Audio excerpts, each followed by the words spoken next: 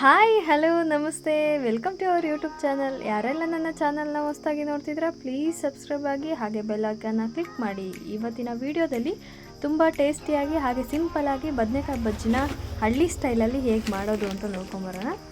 ಮೊದಲಿಗೆ 2ರಿಂದ 3 ಬದನೆಕಾಯಿ ಬೇಕು, ಹಾಗೆ ಒಂದು ಆಲೂಗಡ್ಡೆ, ಖಾರಕ್ಕೆ ಎಷ್ಟು ಬೇಕೋ ಅಷ್ಟು ನೋಡಿಕೊಂಡು ಮೆಣಸಿನ್ಕಾಯಿ ತೊಗೊಳ್ಳಿ. ನಾನು 7ರಿಂದ 8 ತೊಗೊಂಡಿದ್ದೀನಿ. ಹಾಗೆ ಒಂದು ಟೊಮೊಟೊ, 1 ಟೇಬಲ್ ಸ್ಪೂನ್ ಜೀರಿಗೆ, 1/4 ಟೇಬಲ್ ಸ್ಪೂನ್ ಸಾಸಿವೆ, ಕರಿಬೇವು, ಹಾಗೆ ಹೆಸರು ಕಾಳು 1/4 ಕಪ್ಪಷ್ಟು ತೊಗೊಂಡಿದ್ದೀನಿ. ಒಂದು ಹೆಚ್ಚಿರೋವಂಥ ಈರುಳ್ಳಿ ಇಷ್ಟಿದೆ ಸಾಕು. ಹಾಗೆ ಸಾಂಬಾರು ಪೌಡ್ರು, ಎಣ್ಣೆ, ತೆಂಗಿನಕಾಯಿ, ರುಚಿಗೆ ಎಷ್ಟು ಬೇಕೋ ಅಷ್ಟು ಉಪ್ಪು. ಅದಾದಮೇಲೆ 1.5 ಲೋಟದಷ್ಟು ನೀರು ಹಾಕ್ಕೊಂಡು ಬದನೆಕಾಯಿ, ಆಲೂಗಡ್ಡೆ, ಹಸಿಮೆಣಸಿನ್ಕಾಯಿ ತೊಗೊಂಡಿದ್ದೀವಿ ಅದನ್ನು ಚೆನ್ನಾಗಿ ವಾಶ್ ಮಾಡಿಕೊಂಡು ಬೇಯಿಸ್ಕೋಬೇಕು. ಒಂದು 5ರಿಂದ 10 ನಿಮಿಷ ಬೆಂದರೆ ಸಾಕಾಗುತ್ತೆ. ನೋಡಿ ಇಲ್ಲಿ ಬೆಂದಿದೆ. ಇದು ಬೆಂದಾದಮೇಲೆ ಸ್ವಲ್ಪ ತಣ್ಣಗೆ ಹಾಕ್ಬಿಟ್ಟು ಅದಾದಮೇಲೆ ಒಂದೊಂದೇ ಬದನೆಕಾಯಿನ ಈ ಥರ ಸಿಂಪಲ್ಲಾಗಿ ಎಳೆಯಾಗಿ ಬಿಡಿಸ್ಕೋಬೇಕು. ಏನಾದರೂ ಬದನೆಕಾಯಲ್ಲಿ ಬೀಜ ಜಾಸ್ತಿ ಇತ್ತು ಅಂದರೆ ತೆಕ್ಕೋಬೋದು ನೀವು. ಇದು ಹಾಗೆ ಆಲೂಗಡ್ಡೆ ಏನಿದೆಯೋ ಆಲೂಗಡ್ಡೆ ಸಿಪ್ಪೆನೂ ನೀಟಾಗಿ ತೆಕ್ಕೋಬೇಕು. ಆದಷ್ಟು ಕೈಯಿಂದನೇ ಸ್ಮ್ಯಾಶ್ ಮಾಡ್ಕೊಳ್ರಿ. ಕೈಯಿಂದ ಸ್ಮ್ಯಾಶ್ ಮಾಡಿದರೆ ಟೇಸ್ಟಿಯಾಗಿರುತ್ತೆ. ಸೊ ಹಾಗಾಗಿ ಮತ್ತು ನಾವೇನು ಹಸಿಮೆಣಸಿನ್ಕಾಯಿ ಬೇಯಿಸ್ಕೊಂಡಿದ್ವು ಅದನ್ನು ಸಪ್ರೇಟಾಗಿ ಒಂದೊಂದೇ ಎತ್ತಿಟ್ಟು ಇಟ್ಕೊಂಡು ಹಸಿಮೆಣಸಿನ್ಕಾಯಿ ಹಾಗೂ ಟೊಮೊಟೊ ಎರಡನ್ನೂ ಮಿಕ್ಸ್ ಇಟ್ಕೋಬೇಕು. ಮತ್ತು ನಾನು ಇದರಲ್ಲಿ ತೆಂಗಿನ ತುರಿ, ಹಸಿಮೆಣಸಿನ್ಕಾಯಿ, ಈರುಳ್ಳಿ, ಟೊಮೊಟೊ ಇಷ್ಟನ್ನು ಒಂದು ಮಿಕ್ಸಿ ಜಾರಿಗೆ ಹಾಕ್ಕೊಂಡು ರುಬ್ಕೊತಿದ್ದೀನಿ. ಮೆಣಸಿನ್ಕಾಯಿನ ಇವಾಗಲೇ ಹಾಕಲ್ಲ, ಫಸ್ಟು ಕಾಯಿ, ಟೊಮೊಟೊ ಅದೆರಡು, ಸ್ವಲ್ಪ ಬೆಳ್ಳುಳ್ಳಿ ಅಷ್ಟು ಮಿಕ್ಸ್ ಆದಮೇಲೆ ಹಸಿಮೆಣಸಿನ್ಕಾಯಿ ಹಾಕಿದ್ದೀನಿ. ಯಾಕಂದರೆ ಫಸ್ಟಿಗೆ ಹಾಕ್ಬಿಟ್ರೆ ಏನಾಗುತ್ತೆ, ಫುಲ್ ಸಾಫ್ಟ್ ಆಗಿರುತ್ತೆ. ಹಾಗಾಗಿ ಸಾಂಬಾರು ಪೌಡ್ರು, ಹಸಿಮೆಣಸಿನ್ಕಾಯಿ ಈಗ ಹಾಕ್ತಿದ್ದೀನಿ. ಅದಾದಮೇಲೆ ಸ್ಟವ್ ಆನ್ ಮಾಡಿಕೊಂಡು ಒಂದು ಪಾತ್ರೆ ಬಿಸಿ ಆದಮೇಲೆ ಎಣ್ಣೆ ಕಾದಾದಮೇಲೆ ಸ್ವಲ್ಪ ಸಾಸಿವೆ ಮತ್ತು ಜೀರಿಗೆ ಅದೆರಡು ಪಟ್ ಅಂತ ಸೌಂಡ್ ಬರಬೇಕು, ಆವಾಗಲೇ ಒಗ್ಗರಣೆ ಚೆನ್ನಾಗಿರೋದು. ಹಾಗೆ ಕರಿಬೇವು ಹಾಕಿದಷ್ಟೇ ಹೆಚ್ಚಿರೋವಂಥ ಈರುಳ್ಳಿನ ಹಾಕಿ ಚೆನ್ನಾಗಿ ಫ್ರೈ ಮಾಡ್ಕೋಬೇಕು.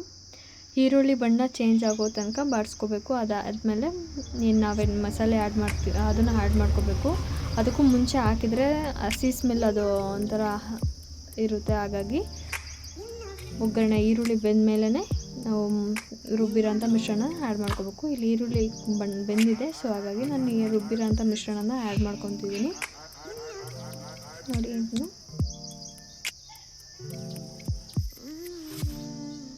ಏನೇ ಹೇಳಿ ಅಡುಗೆಗೆ ಕರಿಬೇವು ಇದ್ರೇ ಅದು ಕಲರು ಲುಕ್ಕು ಚೇಂಜ್ ಆಗುತ್ತೆ, ಮತ್ತು ಆ ಫ್ಲೇವರು ಅಷ್ಟೇ ಘಮ ಅನ್ನಿರುತ್ತೆ. ನಾನು ಇಂಥ ಬದನೆಕಾಯಿ ಅದನ್ನ ಸ್ಮ್ಯಾಶ್ ಮಾಡ್ಕೊಂಡಿದ್ನಲ್ಲ, ಇದು ಕುದಿ ಹಸಿ ಸ್ಮೆಲ್ಲೆಲ್ಲ ಹೋದ್ಮೇಲೆ ಇದಕ್ಕೆ ಹಾಕ್ಕೊತಿದ್ದೀನಿ. ನೋಡಿ, ಹಾಕ್ಕೊಂಡು ಒಂದೆರಡು ಸುತ್ತು ಕೈ ಆಡಿಸಿದ್ರೆ ಸಾಕಾಗುತ್ತೆ. ನೋಡಿ, ಇದನ್ನ ಒಂದು ಸ್ವಲ್ಪ ಆಲೂಗಡ್ಡೆ ಸ್ವಲ್ಪ ಗಟ್ಟಿ ಇತ್ತು, ಹಾಗಾಗಿ ನಾನು ಸ್ಮ್ಯಾಶ್ ಮಾಡ್ಕೊತಿದ್ದೀನಿ ಚಮಚದಲ್ಲೇ. ಒಂದು 2 ನಿಮಿಷ ಇದೇ ಮಸಾಲೆಯಲ್ಲಿ ಅದು ಬೆಂದರೆ ಚೆನ್ನಾಗಿರುತ್ತೆ. ಸೊ ಹಾಗಾಗಿ ಅದು ಫ್ಲೇವರ್ ಅದು ಬದನೆಕಾಯಿಗೆಲ್ಲ ಹತ್ತುತ್ತೆ. ಹಾಗಾಗಿ ಆ ಥರ ಕುದಿ ನೋಡಿ, ಅದು ಹಿಂಗಿದೆ ಕಲರು, ತುಂಬ ಚೆನ್ನಾಗಿರುತ್ತೆ.